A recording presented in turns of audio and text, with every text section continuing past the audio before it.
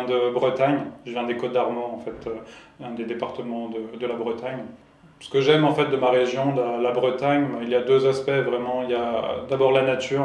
C'est une région en fait où il y a vraiment beaucoup de nature. Il y a aussi bien la mer que la forêt.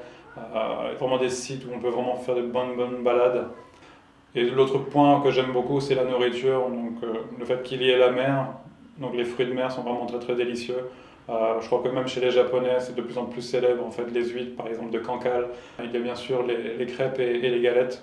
Même dans ma famille, 2, 3 fois par mois, en fait, on mange des crêpes et des galettes à la maison. Un autre aspect de la culture, en fait, avec les galettes, que moi, j'ai découvert quand j'allais chez mes grands-parents quand j'étais petit, en fait, c'est la galette trempée dans le lait Ribot. C'est un lait, en fait, qui est un peu plus solide et plus amer que le lait normal.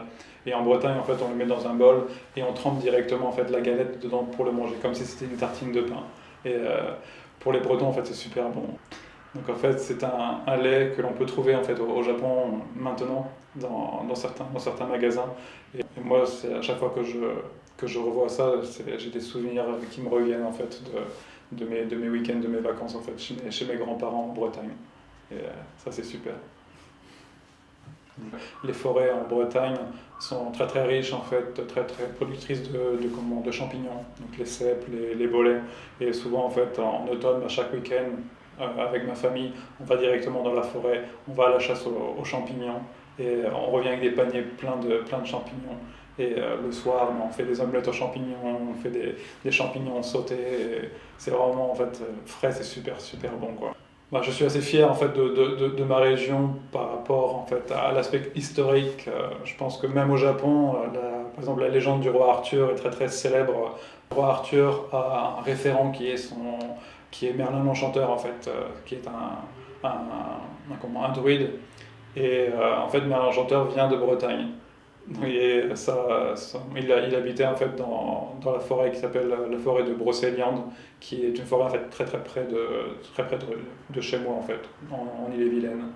Pour les gens qui vont en Bretagne, qui vont dans cette forêt, en fait, il y a des vestiges justement en fait des constructions de fontaines en fait, un petit peu des, comment, des ruines celtiques qui laissent penser en fait qu'il y a vraiment eu en fait le Merlin qui a existé et qui a habité dans cette forêt. Donc ça entretient un petit peu le mythe entre est-ce que c'était vrai ou est-ce que c'était pas vrai. En fait.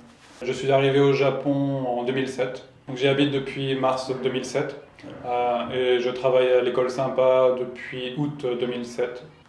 Donc moi, ce que j'aime à l'école sympa, il y a plusieurs choses.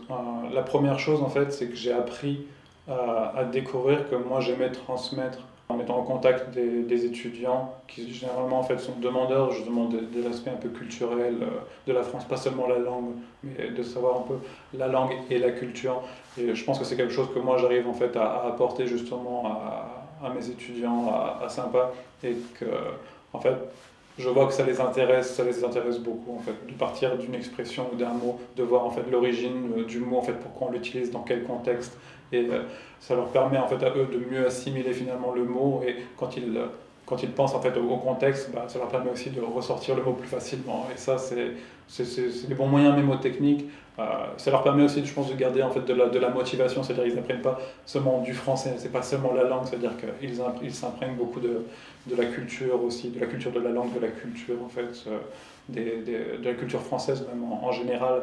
Et ça c'est vraiment quelque chose qui moi me tient à cœur. Donc j'essaye vraiment, peu importe les niveaux, vraiment que ce soit du niveau débutant au niveau avancé, que tout le monde en fait ait accès à cette partie-là en fait, d'avoir de la culture. Un autre point en fait, qui est très important aussi pour moi, c'est de prendre en compte justement les projets des étudiants avec le français. C'est vraiment essayer de savoir comment moi je peux les aider pour les amener en fait, le plus proche possible de réaliser leur projet. Parce que moi quand je suis venu en fait, au Japon, j'avais aussi mon projet, donc j'ai eu des personnes qui m'ont plus ou moins aidé en fait, pour que j'arrive à mon projet, à réaliser ce projet-là. Et je pense que c'est une juste chose que de le rendre. Et c'est vraiment en fait peut-être la ligne directrice de ce que je fais en fait lors de mon travail en fait à l'école Sympa. Pour de vrai.